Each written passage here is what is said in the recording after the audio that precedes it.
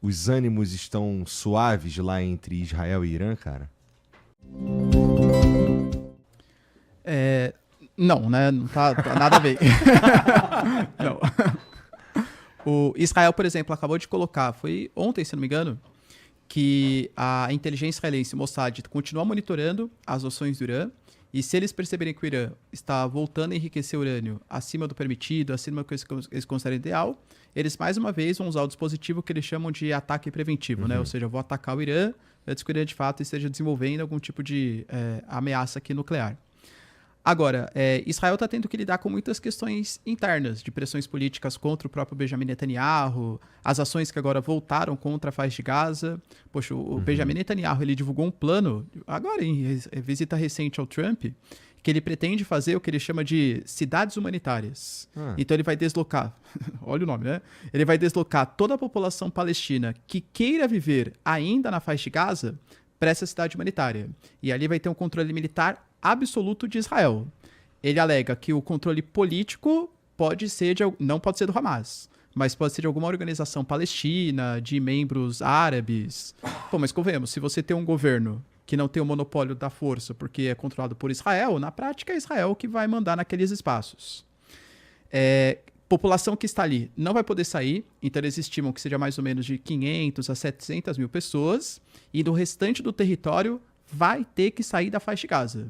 Porque eles alegam, quem vai entrar nessa cidade humanitária, a gente vai conseguir regular se o Hamas está entrando ou se a gente vai conseguir ver direitinho, né, quem são as pessoas que aqui estão, e do resto vai ter que sair do país. Só que a questão vai sair para onde, né? Porque o Benjamin Netanyahu e o Trump falaram que eles estão tentando negociar com países árabes. O Egito não aceita, a Jordânia não aceita, a Somália não aceita, o Sudão também não aceita. Para onde que essas pessoas vão? Fora aqui também, né, Igor, você falar de deslocamento forçado da população e obrigar... O Benjamin Netanyahu, ele até usou o termo, mas eu estou deixando escolha para a população palestina.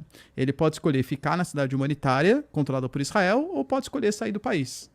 Pô, isso não é escolha, né? O cara quer ficar no território que ele quer, na terra dele, entende? E o Trump, ele aparentemente concordou com essa proposta. Então, muito possivelmente caminha para isso, né? Para essa criação dessa cidade humanitária e para deslocar a população palestina da faixa de Gaza mesmo. Qual a diferença disso para o gueto de Varsóvia? É bem sinistro mesmo isso daí. Aliás, foi uma outra crítica, porque Israel falou assim, a gente até aceitaria, por exemplo, que algum tipo de membro da comunidade internacional fizesse ali um governo.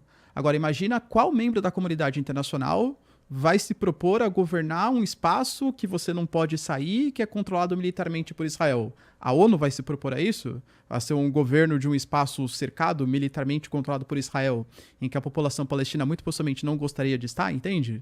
Então, foi alvo de bastante críticas, mas aparentemente o Trump e o Netanyahu querem levar a ideia para frente. E eles têm o poder de levar essa ideia para frente? Militarmente tem, né? Porque se você pega, por exemplo, o Hamas, ele está completamente enfraquecido, uma grande desmobilização política, os principais líderes militares também, os apoiadores do Hamas, que é o Irã, por exemplo, o Hezbollah, a Jihad Islâmica, que tem algum tipo de alinhamento, estão completamente enfraquecidos. Então, capacidade militar eles têm. Hoje, a parte da população palestina ainda consegue resistir um pouco a essa ofensiva israelense, porque a gente está falando da faixa de Gaza, que tem uma altíssima densidade demográfica, é muito urbanizado também, inclusive, então é muito mais uma luta de guerrilha, assim, então o pessoal vai se escondendo em prédio, fazendo emboscada. É difícil para você avançar, para o exército israelense avançar por terra. Então, geralmente, o que eles fazem? Eles atacam mísseis em posições que eles consideram como seriam mais centros logísticos e estratégicos. Mas falar que consegue oferecer algum tipo de resistência maior, se Israel realmente se propor a isso, é muito difícil.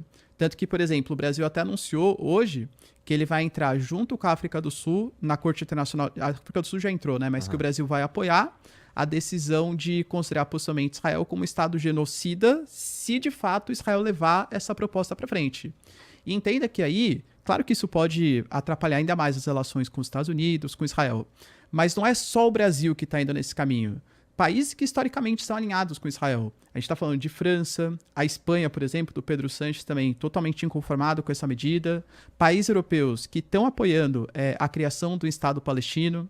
Agora, nesse meio do ano, com a anuência da França, a França que mobilizou, Brasil e Senegal vão liderar uma Assembleia da ONU para discutir a criação do Estado palestino.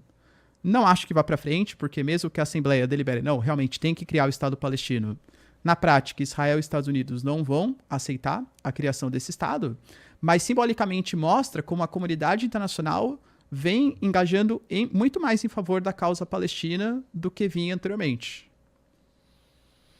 Muitos países. Eu acho que você tem que ser humano, né? Se você tiver um pouquinho ainda de humanidade dentro de você, você entende a causa palestina, né?